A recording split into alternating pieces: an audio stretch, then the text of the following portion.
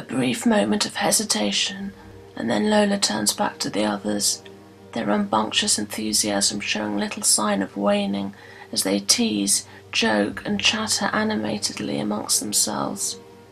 They move in electric currents, their raised voices, wild gestures and constant bantering igniting the table between them, making it thrum with energy.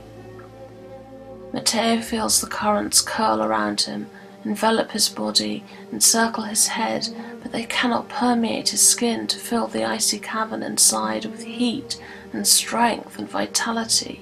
They cannot thaw the frost, anaesthetize his thoughts, or extinguish the morning's horrors. For a moment the contrast is overwhelming, and he fears it will be impossible for him ever again to transmute back to his original state. Mathéo is beginning to feel he can no longer keep up the facade, that his true feelings are about to show through. Panic washes over him. He just wishes he knew what was wrong. Maybe something to do with how pointless everything is. Why does everyone put up with the hypocrisy, the need to put on a happy face, the compulsion to keep going? He doesn't know the answer. He only knows he can't do it anymore. Everything seems vacuous, without purpose. He doesn't understand what's going on. There was a time, not so long ago, when he was delighted to be part of this group, the most popular set. But something vital seems to have changed. It's hard to identify, but somewhere inside a part of him is desperate to get up and walk away, screaming to be set free, although from what exactly he cannot say.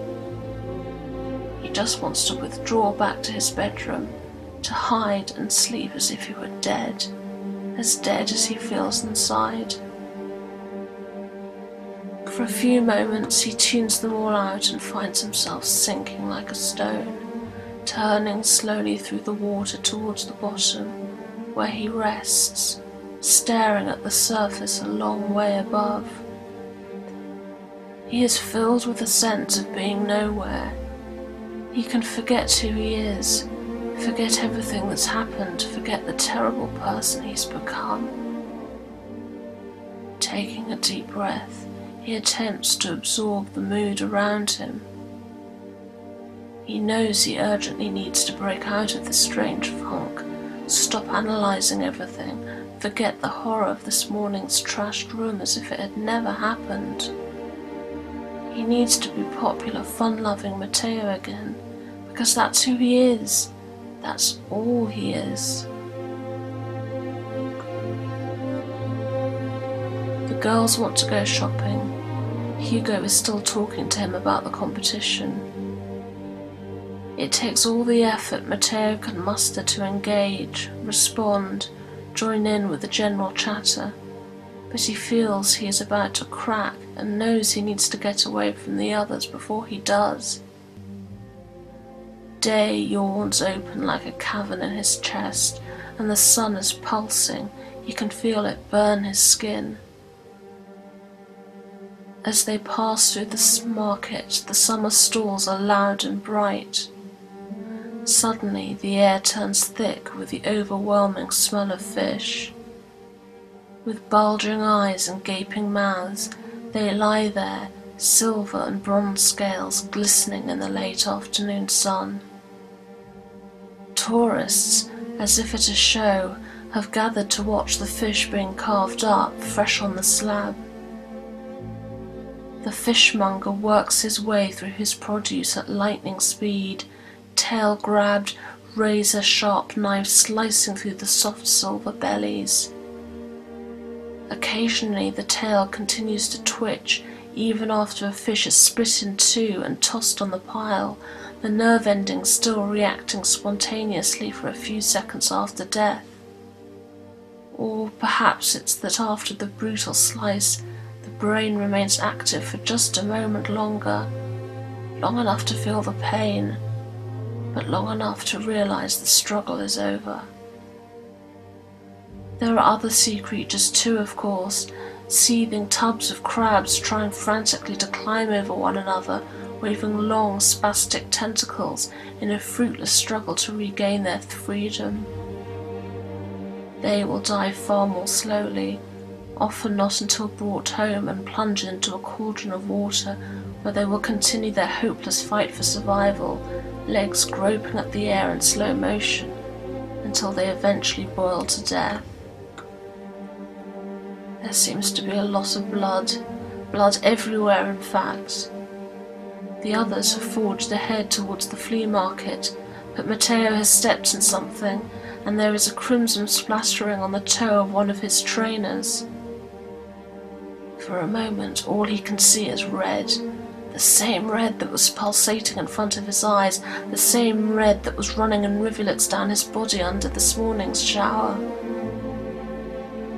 Suddenly Lola is by his side, her hand on his arm. "Matty?" His arm shoots out of its own accord, knocking her hand away hard.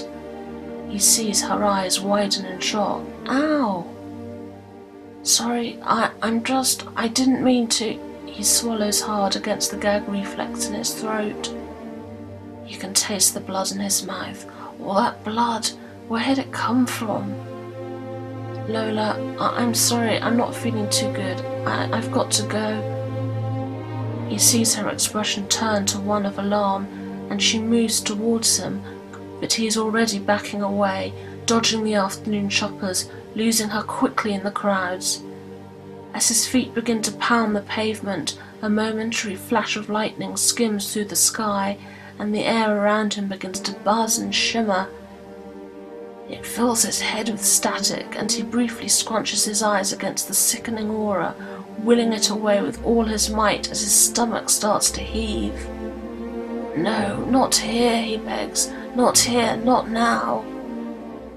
But the refracting crimson blaze at the centre of his vision slowly shatters, like sunlight on moving water. Filling his lungs to capacity, he struggles to stay focused, one foot in front of the other, and repeat, and repeat, and repeat. But the ground beneath him begins to pitch and lurch as he struggles to stay upright and not give in to gravity's dragging force. As he starts to stumble, the pavement swaying dangerously beneath him, he turns down a narrow cobbled alley, skidding over a trail of crushed cartons, fruit peel and other debris.